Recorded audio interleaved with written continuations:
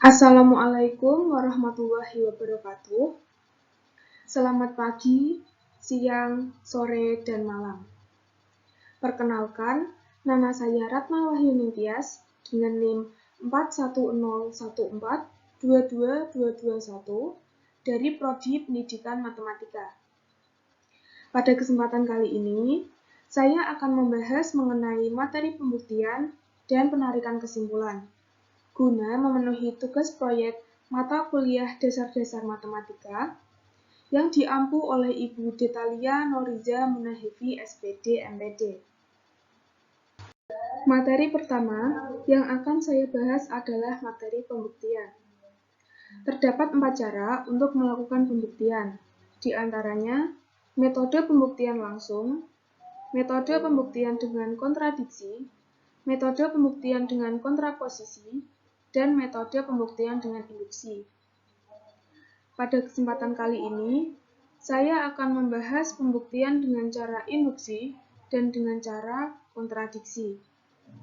Yang pertama, pembuktian dengan cara induksi. Terdapat 3 langkah dalam melakukan pembuktian dengan cara induksi, yaitu 1. Buktikan benar untuk N sama dengan 1. 2. Buktikan benar untuk N sama dengan K. 3. Buktikan benar untuk N sama dengan K plus 1. Yang kedua, pembuktian dengan cara kontraposisi. Kontraposisi adalah salah satu metode pembuktian tidak langsung. Kontraposisi memanfaatkan prinsip logika matematika, yaitu jika P maka Q, ekivalen dengan jika negasi Q maka negasi P. Artinya, untuk membuktikan pernyataan P akan menghasilkan pernyataan Q itu benar, maka buktikan saja pernyataan bukan Q, maka menghasilkan bukan P. Contoh pembuktian dengan cara induksi. Buktikan dengan induksi matematika bahwa jumlah N bilangan asli yang pertama sama dengan N kali N plus 1 per 2. Penyelesaiannya akan dibuktikan bahwa untuk sebarang bilangan asli N lebih besar sama dengan 1, maka 1 ditambah 2 ditambah 3 ditambah 4 sampai dengan ditambah N sama dengan N kali N plus 1 per 2. Misalkan Pn adalah persamaan, maka Pn sama dengan 1 ditambah 2 ditambah 3 ditambah 4 sampai dengan ditambah N sama dengan N kali N plus 1 per 2. Yang pertama, kita buktikan benar untuk N sama dengan 1. Maka, P1 sama dengan 1 dikali 1 plus 1 per 2. Didapatkan nilai 1. Jadi, P1 bernilai benar. Yang kedua, kita buktikan benar untuk N sama dengan K. PK sama dengan K kali K plus 1 per 2. Asumsikan PK benar untuk setiap bilangan asli N lebih besar sama dengan 1. Yang ketiga, kita buktikan benar untuk N sama dengan K plus 1. Kita masukkan nilai N sama dengan K plus 1 ke dalam persamaan. Maka, didapat P K plus 1 sama dengan 1 ditambah 2 ditambah 3 ditambah 4 sampai dengan ditambah K ditambah K plus 1 sama dengan K plus 1 dikali K plus 1 ditambah 1 per 2. Atau ekivalen dengan PK plus 1 sama dengan 1 ditambah 2 ditambah 3 ditambah 4 sampai dengan ditambah K ditambah K plus 1 sama dengan K plus 1 dikali K plus 2 per 2.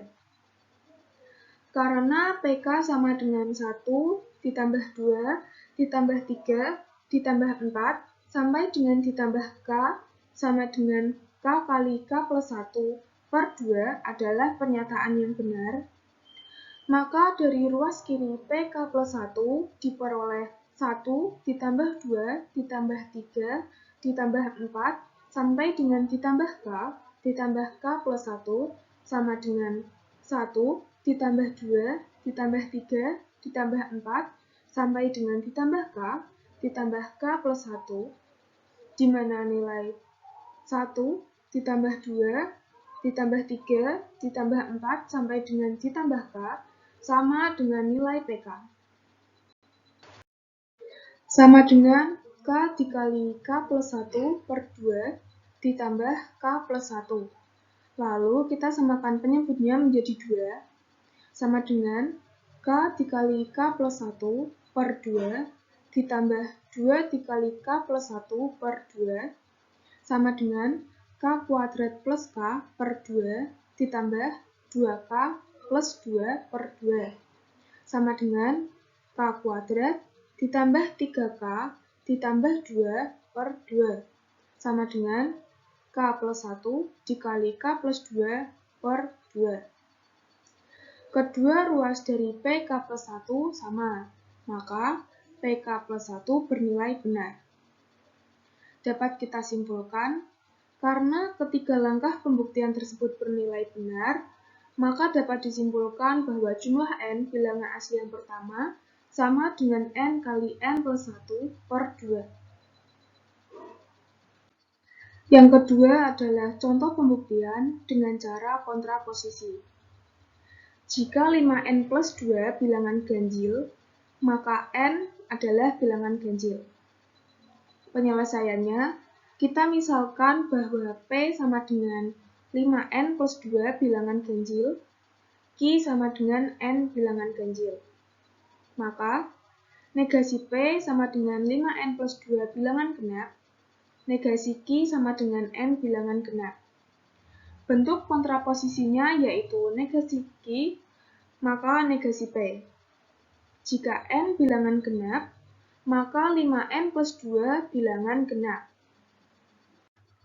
Selanjutnya, kita buktikan pernyataan kontraposisinya.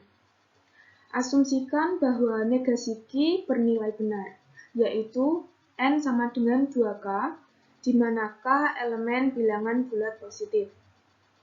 5N plus 2 sama dengan 5N plus 2. Kita masukkan nilai N sama dengan 2K, sama dengan 5 dikali 2K plus 2, sama dengan 2 dikali 5K plus 2, sama dengan 2 dikali 5K plus 1. 5N plus 2 sama dengan 2M, di mana M merupakan elemen bilangan bulat positif. Pembuktian hasil kontraposisinya adalah benar, yaitu 5N plus 2 bilangan genap. Jadi, dapat disimpulkan bahwa pernyataan jika 5N plus 2 bilangan ganjil, maka N bilangan ganjil bernilai benar. Materi yang kedua adalah penarikan kesimpulan. Di sini saya akan menjelaskan tentang aturan penyimpulan. Yang pertama, modus ponens atau biasa yang disingkat dengan MP. Terdapat dua premis. Premis yang pertama adalah jika P maka Q. Premis yang kedua adalah P. Kesimpulannya adalah Q. Aturan yang kedua adalah modus tollens atau biasa disingkat MT. Premis yang pertama, jika P maka Q. Premis yang kedua, negasi Q. Kesimpulannya negasi P. Aturan yang ketiga adalah silogisme atau biasa disingkat sil. Premis yang pertama, jika P maka Q. Premis yang kedua, jika Q maka R. Kesimpulannya adalah jika P maka R. Aturan yang keempat, destruktif silogisme atau biasa disingkat DS. Premis yang pertama, P atau Q, dan premis yang kedua, negasi P. Kesimpulannya adalah Q. Aturan yang kelima adalah konstruktif dilema atau disingkat dengan KD.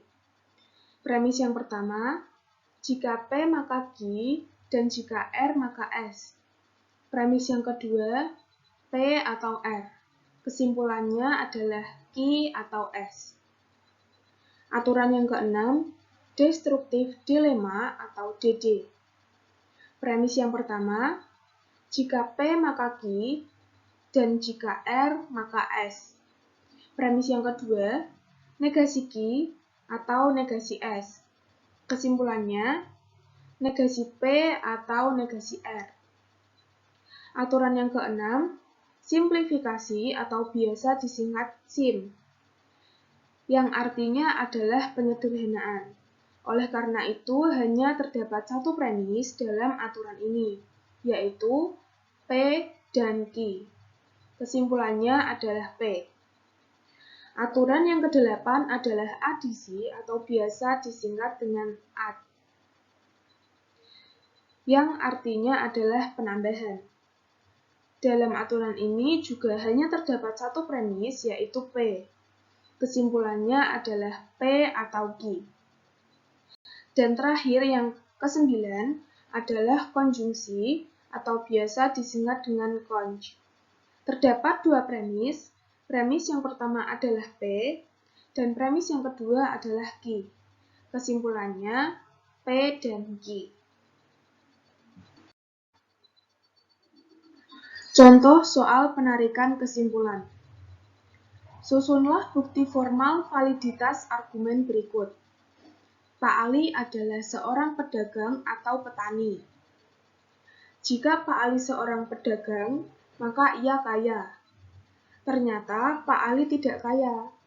Jadi, Pak Ali seorang petani. Kita misalkan P adalah Pak Ali adalah seorang pedagang. Q adalah Pak Ali adalah seorang petani. Dan R adalah Pak Ali kaya. Selanjutnya, kita buat simbol untuk argumen-argumen di atas tadi. Yang pertama adalah P atau Q, yang kedua adalah jika P maka R, yang kedua adalah negasi R, dan yang keempat adalah Q. Proses pembuktian validitas argumen di atas adalah sebagai berikut. Yang pertama, P atau Q, yang merupakan premis. Yang kedua, P maka R adalah premis. Yang ketiga, negasi R adalah premis. Yang keempat, negasi P didapat dari 2 dan 3 dengan menggunakan MT atau modus tollens. Dan yang kelima adalah Q, didapat dari 1 dan 4 dengan menggunakan DS atau destruktif silogisme. Jadi, dapat kita simpulkan bahwa argumen tersebut terbukti benar. Apabila terdapat kesalahan ataupun tutur kata yang kurang berkenan, saya memohon maaf yang sebesar-besarnya. Semoga penjelasan yang saya sampaikan dapat bermanfaat. Terima kasih. Wassalamualaikum warahmatullahi wabarakatuh.